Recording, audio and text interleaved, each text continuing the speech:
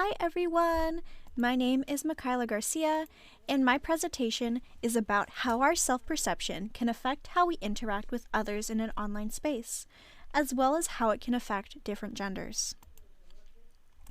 Similar to how a research paper is formatted, we're going to start off with a quick introduction to provide more context for this study in regards to the gaming world, identity, and the perception of women. Methodology will follow, detailing the way the study was conducted, followed up by the results of what was found and what can be inferred, and finished off with a conclusion detailing the outcome and some overall thoughts on the study. When it comes to this study, there's a few starting points to be covered. Gaming has become a common pastime.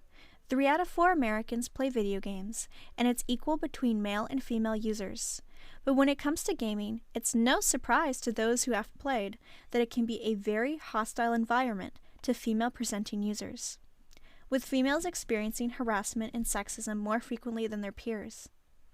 Many stereotypical representations of women could skew others' perception of them, especially with anonymity of the online world. This leads into the next topic, John Suhler's concept of dissociative anonymity. Anonymity is one of the appeals of the online space. A person only chooses to share and represent themselves as they see fit, allowing aspects of one's identity to be enhanced, removed, or completely integrated with their online self. This gives us variations in behavior depending on how the user views themselves in both the online and real world. Speaking on just how a user views themselves, we come to the topic of gender identity. A study done in 2014 showed that someone's need for heterosexual self-presentation in online spaces may correlate to the sexual harassment of women. Making inappropriate comments to female players and demanding sexual photos are some of the methods to assert their heterosexuality and masculinity to other players. How strongly does a user's image affect how they act in the online space when it concerns their gender? This leads us to my research questions. 1. Do negative portrayals of women in video games promote increased sexist, discriminatory, or oppressive behavior towards them inside and outside the online space? 2. Does the attachment to the player's self-perception affect how they interact with others? 19 participants were recruited through the flyer on the right that contained the questionnaires QR code. It was posted on both the Oceanside and San Alejo Mira Costa campus. The questionnaire was additionally spread through Instagram posts, Steam community groups, and public Discord servers that were focused on gaming. The survey included linear rated questions regarding a user's experience with gender identity, interactions with other users, and their comfort in the online space. Participants were given the opportunity to share more about their responses through optional text boxes. When it comes to the demographics of the participants, out of 19 participants, 42.1% identified as female, 36.8% identified as male, and 21.1% identified as non-binary. When it came to the questioning of experiencing unwelcome sexual comments in games, results suggested that female and non-binary individuals experienced higher amounts of unwelcome sexual comments compared to those who identified as male. 75% of women and 100% of non-binary persons in the study had experienced sexual comments, while only 28.57% of men shared the same experience. One female participant said, "As soon as men online find out you're a girl, they either start being extremely rude or start sexualizing you." The results about verbal insults align with Suhler's studies regarding dissociative imagination. Those who created a character or avatar that did not align with them, but aligned more to an imaginative or fantasy character, were more inclined to treat the online world as a game with rules and norms that did not apply to everyday living. Participants who did not care about their avatar's appearance seemed to take the game less seriously and were more aggressive with how they interacted with others.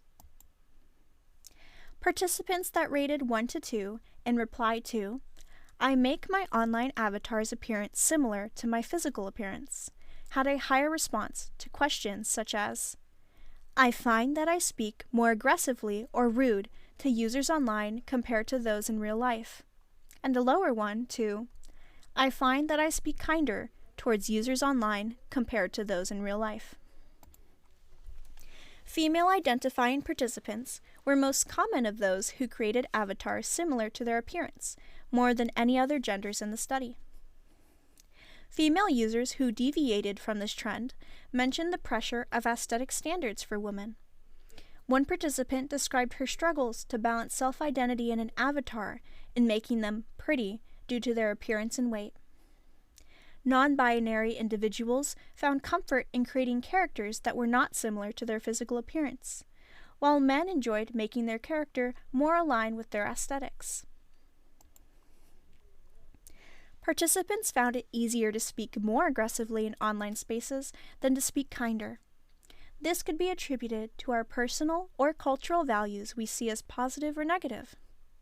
Aggressive tendencies are one of these traits, as are the devices designed to control them.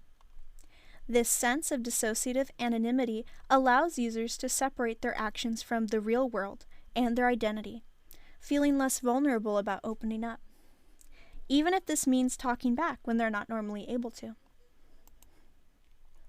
One participant stated, "While I'm not rude for no reason, I do find that it's easier for me to confront rude behavior or call out someone for being a jerk than I would in real life."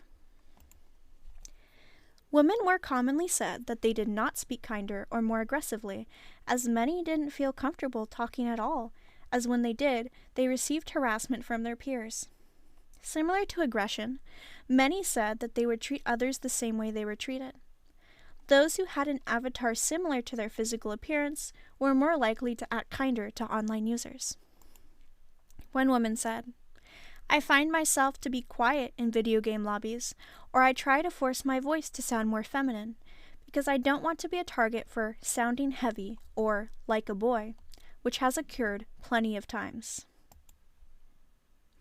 Regardless of participants' interactions over voice chat, a majority of them were uncomfortable participating in voice chat to begin with. Women experienced the highest level of discomfort compared to the other genders, most likely due to gender-specific comments. Many participants preferred to stay quiet unless they were familiar with those in the chat with them. One woman received very personal attacks. "When they hear that my voice is mostly female, they start talking dirty to me. There have been multiple times I've either been sexually harassed or I get told I sound heavy or like a little boy. Both make me uncomfortable."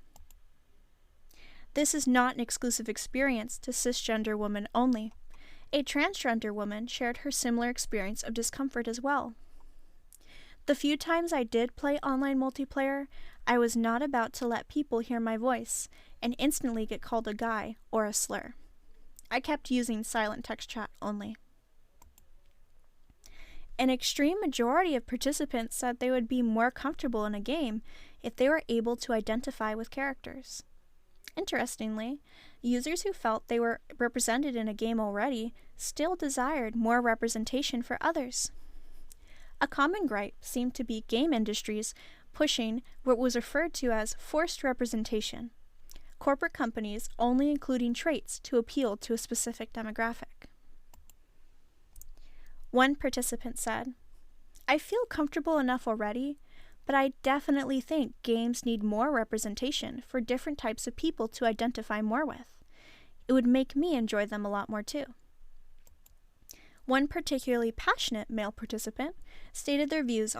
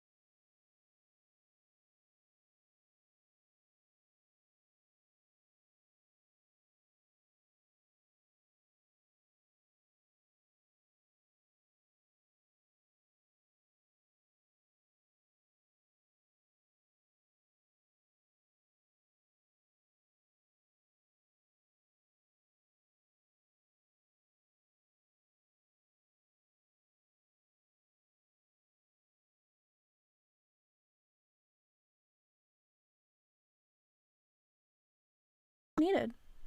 Further exploration of the relationship between avatar representation and its effects on social interactions. Not to mention, how effective will interventions to create a more inclusive gaming environment be?